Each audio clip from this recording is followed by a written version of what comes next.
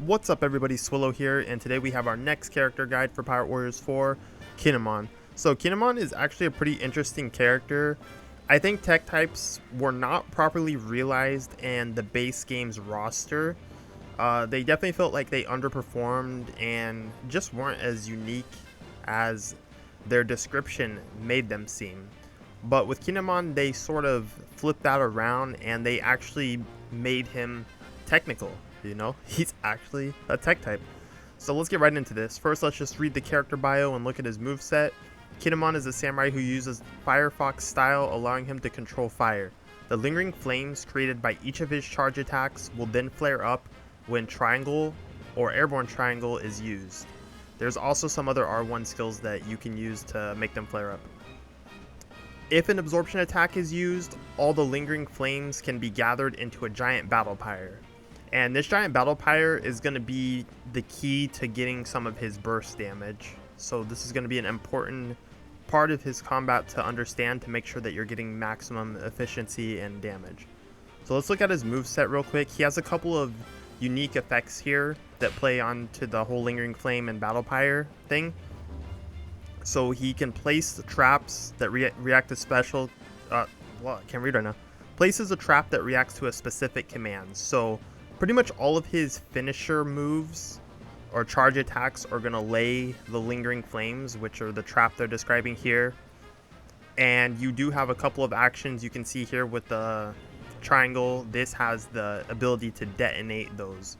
So you're going to have attacks that are laying lingering flames, and you're going to have attacks that are detonating them. And it's important to know which do what and how they're doing them and how you're mixing these all together so that you can get the maximum effect of his unique trait.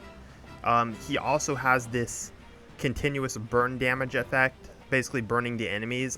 I don't feel like this does too much. I mean, like, you're not going to get a huge chunk of damage off of this passive burning, but I guess it's nice nonetheless, and it just all comes together with the rest of his playstyle so that you want to use it as effectively as possible to get maximum damage.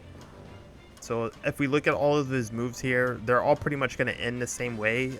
Just looking at the move list doesn't really give us any inherent things to value because all of his attacks sort of lead to the same result, which is to lay the lingering flames. So until I can actually show the moves in motion, there's not a lot to see here. We can see right here that as you do some of the extended finishers, the triangle follow-up, you will start to get knockback properties on them. But outside of that, pretty standard stuff. You can also see the air triangle has the detonate ability. So let's go look at our actual skills here. Special moves. So we have Flying Sparks, launches a burning slash using 2 swords. All hit lingering flames and battle pyres flare up. So this is one of his best moves in my opinion. This move really helps balance out his sort of lacking close range game by giving him a really decent hard-hitting and crowd control ranged option. So this is definitely one of his best moves in terms of R1 to just throw out, and it's a really good way to detonate lingering flames if you get in these sort of situations where enemies are piled all around them and it's kind of hard to hit them with your other triangle option. We have Foxfire Body Slash. Perform a succession of slashes while jumping quickly to the left and right. All hit lingering flames and battle pyres flare up.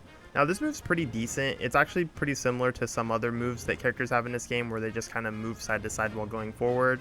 I mean, it works for what it is. The damage on it is not exceptional enough, in my opinion, to really like justify it in a lot of cases, but it does work and it is airborne usable, so it's a flexible option to bring. Though I think Flying Sparks kind of covers the same utility with less risk that this move does, so I always prefer Flying Sparks. We have Fishing Fox, quickly dodges a powerful incoming attack and strikes back with 2 swords. This is a pretty fun move. I don't use it a lot. It is fun. It can be decent, but the counters in this game are a little weird, I find. Flame Willow Flash performs a succession of slashes forward, then unleashes a burning slash. All lingering flames and battle pyres flare up. So this is one of his Muso Specials. This move it's decent, and I usually bring it just to have like double Muso Specials with him. However, the hitbox is very specific on it, so you do have to line it up well, and it doesn't hit a big crowd, so this is more focused for boss enemies. So it works for what it is, but it's a very, very limited range and very specific hitbox attack, so it requires a lot more precision than most other specials of this type. Blaze Slice, this is pretty much his best R1, a forward fire slash that erupts into flame. All lingering flames and battle pyres flare up. So this is just a really, really good move for getting ultimate burst damage. And as you can read here, like, all lingering flames and battle pyres flare up. That means you don't have to actually hit them, they just flare up. So basically, once you lay out all your flames and you're ready to just unleash maximum burst damage, this attack is one of the best ways to do it, because you're going to be hitting with the direct power of this move, plus you're going to get all of the damage from the battle pyres and stuff. So this is just the move. This is the move to use when you're ready to unload maximum damage. And then of course, hold on, full force burst, we almost forgot that one. Full force burst allows one additional lingering flame to be placed. So this is really important, because normally he'll lay only a set amount of lingering flames with his attacks, but when you're in full force burst you can lay more, and this really changes the dynamic of how you can get your bigger battle pyres out. Next, let's look at the skills. So this is one of my favorite setups with him, triangle attack enhancement, because you're going to be using a lot of triangle attack. His square attack is not much of a damage option here. Cheat death, standard damage boost. Hero strength, standard damage boost. Devotion increases the duration of full force burst. This is like pretty decent because he really does need to be in full force burst, but you can also bring concentration instead, so that you can just fill up your full force burst faster after it runs out. So that's kind of up to you if you want to fill it up faster or if you want it to last longer. I think concentration might be a little more valuable because that's also going to affect all of his other R1s as well. Full force burst enhancement increases attack when using full force burst, so this is just another damage buff, and you're really going to be relying on full force burst to get your damage here. You don't want to be out of full force burst with this character because he's too slow, he's too limited. It's hard for him to set up his good battle pyre potential without being in full force burst. Then we have Undying. So Undying is a kind of interchangeable skill. However, I think it is genuinely useful for Kinemon because he's a slower, less mobile character, and getting hit is just, it feels too inevitable for him. You know, like there's a lot of characters that can get hit, but they usually have like good ways to keep enemies off of them. But Kinemon is not one of them. His attacks are a lot more linear. They don't protect him as well, and he just doesn't have a lot of mobility or speed to begin with. So you're just gonna take hits with this character, and Undying is a pretty big deal on certain maps where enemies hit hard. So I do recommend this, but you could also alter this out for like resilience if you want extra long full force burst, or you could switch it to concentration. So there's definitely ways to mix it up if you feel like you can play without Undying, but I do think Undying is like a pretty genuine staple for Kinemon because he gets hit. It's really easy for him to get hit. So let's look at his attacks here. First we have the square string. Pretty standard stuff. Like I said, he's not going to get a lot out of his square string. You're going to be looking at strong finishers, but really this square string is just kind of weak. The final hit, as you can see, it'll put out a lingering flame, but you're not even going to really use the whole string for that. You just have better ways to put flames out. Next, we have the triangle attack. So triangle is like a nice projectile sword wave, which a lot of characters kind of got this, I feel. But it works, it functions, and as you can see, like when it hit that lingering flame earlier, so let me put that lingering flame out real quick. It's going to detonate it. It's going to make it flare up. So what happens when you hit this, the lingering flame, is if enemies run into it, or if they're standing in it, they're going to just get hit with some burst damage. I'll talk about that more later when I actually talk about this mechanic, but that's just a simple way that it works. Next, we have square triangle. So that's the first part. The first part is going to be just the double slash, which will lay a lingering flame, and then the follow-up is where he's going to spin. So right now I just mashed the triangle to get the extended spin, but you can tap triangle and he'll do a shorter spin. And doing the shorter spin is much more valuable And the main reason why is because you'll get your lingering flame out. Because normally he doesn't lay the lingering flame until you finish the move.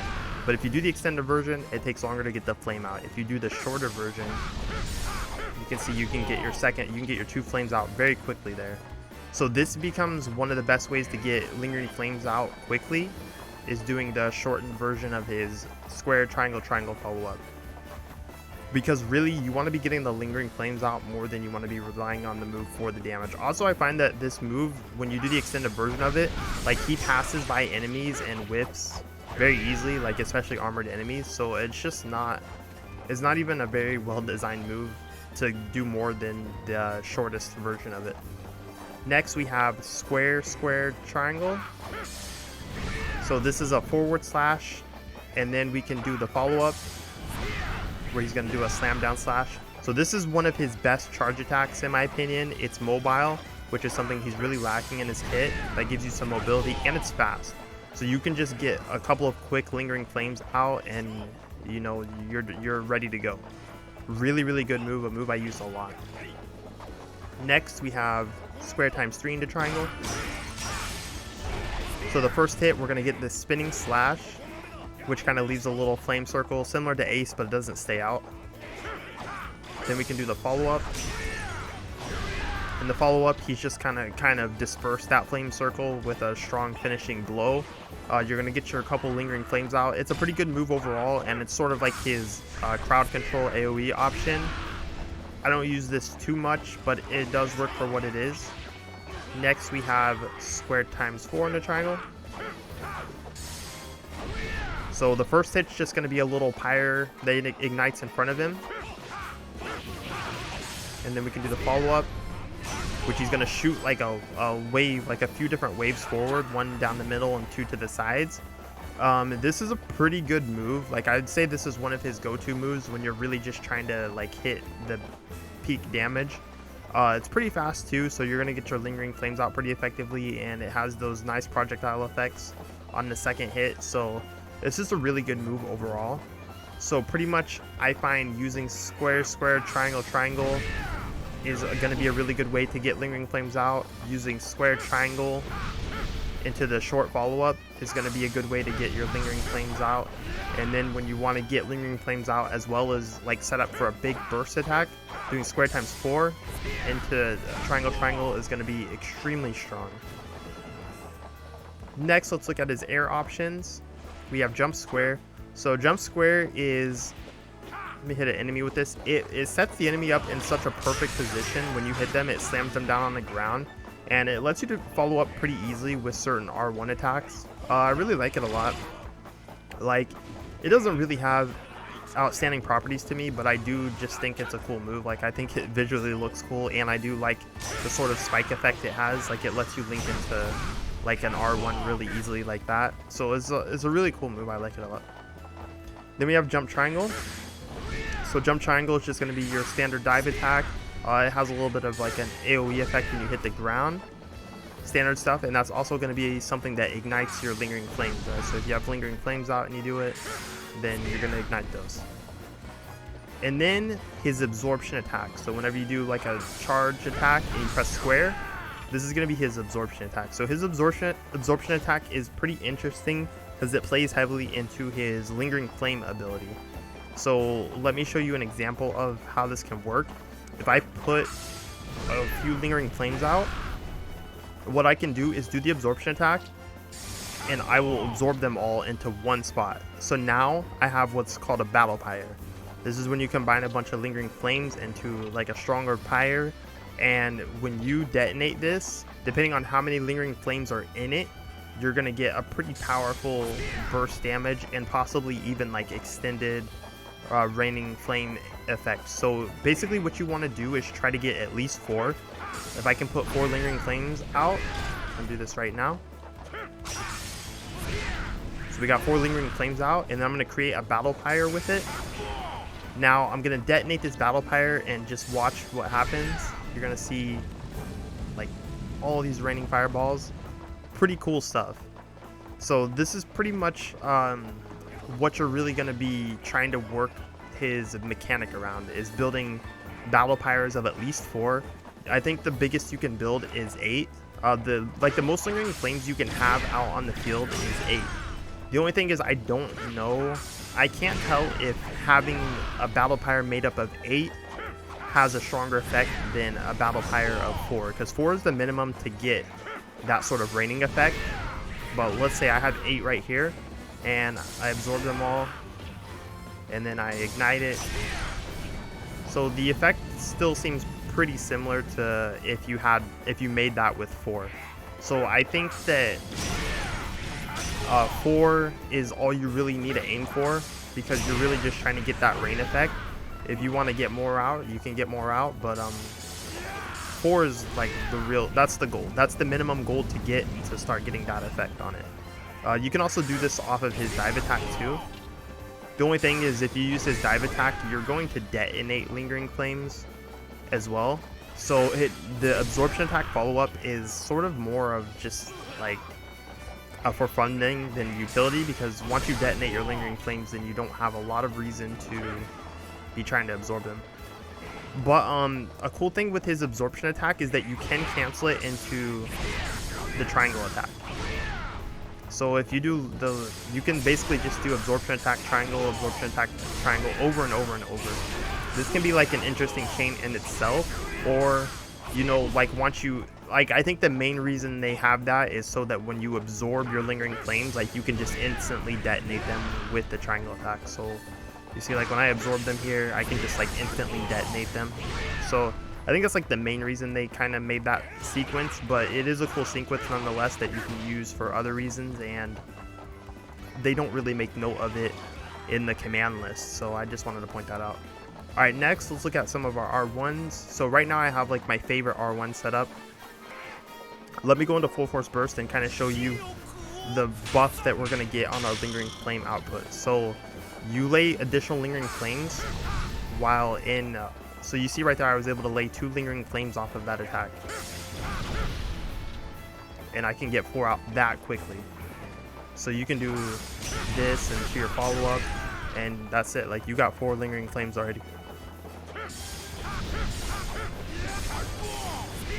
So this is like a super fast way to build a max battle pyre, and you can get a sort of similar effect off of most of his attacks, which is really cool. However, if you really just want to get it the fastest, square, triangle, triangle is the way to go.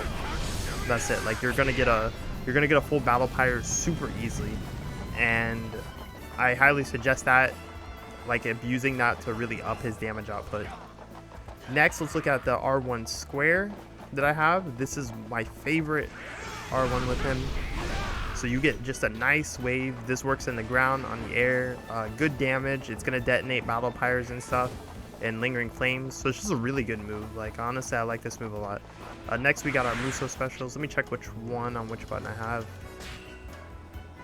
Okay, so triangle is gonna be my one I was talking about. That's a little more difficult to use. So let's kind of line this up right. So he's gonna do a forward flip. And you can see the enemy I was trying to hit was this enemy, and I actually just went straight up past him and with. So you may want to use it a little further back, or you may want to break armor first before you use it so that you're properly juggling the enemy. But that was like the best showcase of that move I could show you, because I told you you can miss that move very easily, and that's exactly what I did right there. I missed the target I was actually trying to hit with it. Next, let's show our other one, our extremely strong, powerful attack. So it's pretty similar to his square times 4 charge attack. It's just a quick burst hit combination, but it gets the job done. And like I said, if you lay the battle pyres first, or the lingering flames first, and then detonate them with that attack, like, you can get some incredible burst damage in one sequence. Really, really good stuff. Overall, let me actually go get my other specials and show those off real quick before I give you the ending summary. But yeah, overall, like, this character, he's not like busted. I'm gonna tell you that right now. Like, he doesn't feel busted at all. Excuse me. He doesn't feel busted at all. But like, he feels like a lot of fun. See, there's a lot of characters in this game that they don't feel that strong, but they also are not fun either. So you got like Chopper, right? Like Chopper's weak and he's not fun. But a character like Kinemon, even though he's not like big OP like crazy strong character, he's actually a lot of fun. Like his mechanics are fun and his playstyle is fun. It's very involved in how you set up all your attacks and stuff. So he just becomes a really fun character to play, in my opinion, despite the fact that he's just not broken by any means. He doesn't have any overly, like, he has to work for his damage. He can get good damage, but he has to work harder than other characters who can just like press one button and call it a day pretty much. But I think that works in his favor because he's just actually fun at it. So I think like if a character's not going to be strong, at least make sure their game flow is fun. So that's where Kinemon succeeds. He may not be like the strongest character, but he is definitely a fun character. Alright, let's show off this counter.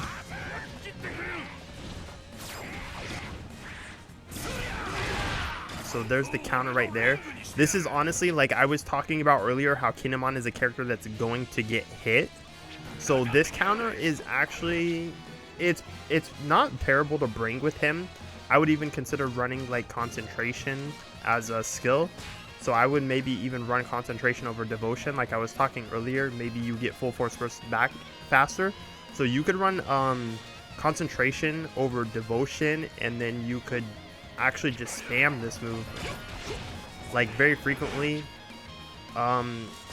considering you're gonna get hit. Like you're just gonna get hit, and that would be like the best utility to his counter, is running concentration and just like spamming that as often as possible. Next, let's show off the other R1 special here, the Foxfire body slash. So this is just a side-to-side slash, pretty standard stuff. Like I said, I prefer the projectile attack he has because he kind of needs that safety and that range that is otherwise hard to get in his kit. But that attack does work if you want to bring it. Like you could definitely fit it into his kit. But all of his R1s are not bad. I will say that. Like he does not have a single R1 that is actually bad. So you can definitely pick to your preference, and that's something I could not say for a lot of characters in this game. A lot of characters in this game just have R1s that are like clearly the right ones to pick, and others that just basically have no value. But all of Kinemon's R1s actually do have value to his gameplay. It really comes down to your preference, so definitely try them all and see what works best for you. Also, I want to show one more thing with his Lingering Flame. This is like a very small thing, but just to be thorough here, once you lay it out, the enemies can walk into it and it can deal some damage if they step in it. You can see like it's kind of chipping his armor there. But yeah, like this means that you may want to be conscious of how you're laying your Lingering Flames before you detonate them, because you can get a little bit of passive damage. It's not a lot by any means. It's baby damage for sure, but any damage counts, right? Like if you're trying to be the most efficient, optimal player, you're gonna look for any damage avenue you can pick up. And let's say you're fighting a giant, for instance. If you start stacking a bunch of Lingering Flames into them before you detonate them, that could actually add up to be some decent passive damage over time, because giants don't move as much as other character types do. So definitely consider that. Just some ideas and strategies and how you can use his Lingering Flame placement. Anyways, that's it. I hope you all enjoyed. Peace.